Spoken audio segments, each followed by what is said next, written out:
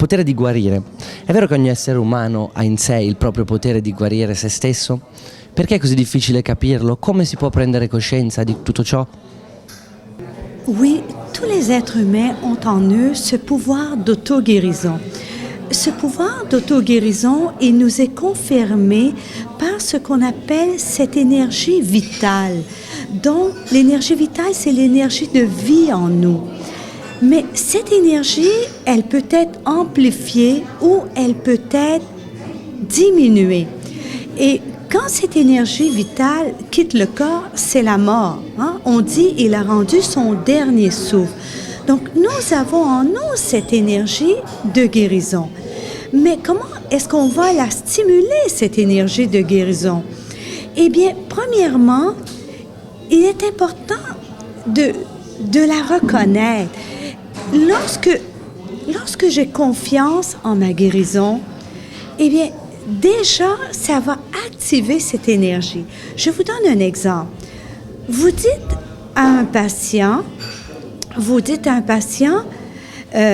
qui a un cancer, par exemple, vous lui dites qu'il lui reste 3 mois à vivre. Qu'est-ce qui va se passer? Eh bien, souvent, il va baisser les bras et à ce moment-là, il ne croira plus à cette capacité de guérir. Je vous donne un exemple. Un médecin disait à sa patiente, il lui disait, « Écoute, j'ai reçu les résultats de tes examens et tu as une tumeur maligne. Mais écoute-moi bien, il va falloir que tu suives un traitement. Ce ne sera pas facile. Tu vas perdre tous tes beaux cheveux et ces traitements vont te rendre malade. Mais je veux que tu saches quelque chose. C'est que je serai à côté de toi et tu vas t'en sortir et tu vas guérir. » La patiente, elle a guéri. Pourquoi? Parce qu'elle pouvait s'appuyer sur cette confiance que lui témoignait son médecin. Et ça, c'est très, très important.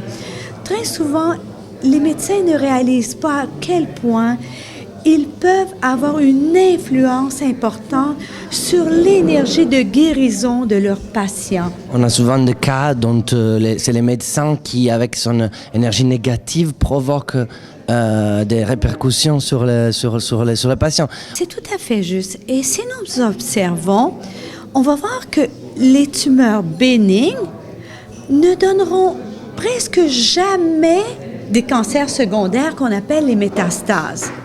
Pourquoi est-ce qu'une tumeur bénigne ne donnera pas de métastase? Se pourrait-il, c'est une question, que la personne qui apprend qu'elle a une tumeur bénigne, elle respire. Elle se dit, « Ah, c'est pas grave, c'est bénin. » Mais qu'est-ce que ça fait à une personne qui apprend qu'elle a une tumeur maligne? Est-ce que ça ne lui donne pas un autre choc? Je me souviens de cette personne que j'avais suivie pour un cancer du poumon. Elle me racontait qu'elle avait eu un cancer du sein. Et à un moment donné, son médecin lui a téléphoné pour lui dire qu'elle devait aller passer une colposcopie parce qu'il y avait des cellules atypiques sur son frottis qu'elle avait passé, son test-pap. Quand elle a entendu ça, elle a pensé, si j'ai des cellules atypiques sur mon frottis, c'est que mon cancer est en train de se généraliser. Cette personne avait 42 ans. Elle avait un petit garçon de 5 ans. Et elle se disait, mais je peux pas mourir, je peux pas laisser mon fils, c'est pas possible. Et elle a commencé à vivre cette peur de mourir, cette peur qui était devenue une obsession. Elle ne dormait plus la nuit. 2 mois après, on lui a trouvé des tumeurs aux poumons. Mais qu'est-ce qu'elle vivait? Les poumons, ça représente quoi? Ça représente la vie. La peur de mourir, est-ce que ça n'aurait pas pu donner lieu, justement, à ces tumeurs?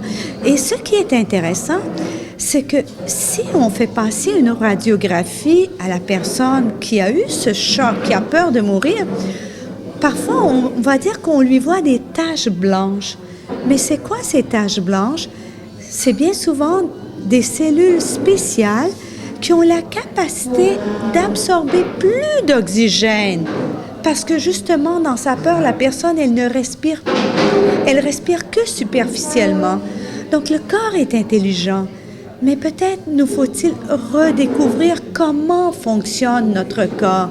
Il faut comprendre que dans notre corps, nous avons aussi ce qu'on appelle une phase d'activité et une phase de repos ou de récupération. Lorsqu'on est stressé, qu'on a peur, on va activer cette phase qui appartient à notre système neurovégétatif, la partie sympathique. Donc, lorsque nous avons peur, que nous sommes stressés, nous allons amplifier cette phase. Le corps, lui, aura besoin de récupérer. Alors, qu'est-ce qu'il va faire? Il va nous donner des symptômes pour nous forcer à récupérer. Voici un exemple tout simple. Une personne est très, très fatiguée. Elle a besoin de repos, mais elle se dit, je ne peux pas arrêter, j'ai ce travail à terminer, j'ai ce contrat qu'il me faut compléter. Elle est très fatiguée. Et là, elle commence à avoir un rhume.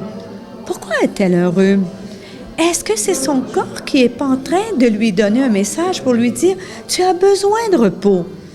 Mais si elle ne prend pas ce repos, eh bien, qu'est-ce qui va se passer? Les symptômes vont s'amplifier et ce sera la grippe qui va la clouer au lit. Elle n'aura pas d'autre choix, il va falloir qu'elle se repose. Ces symptômes vont naître parce que c'est le corps qui va chercher à se rééquilibrer.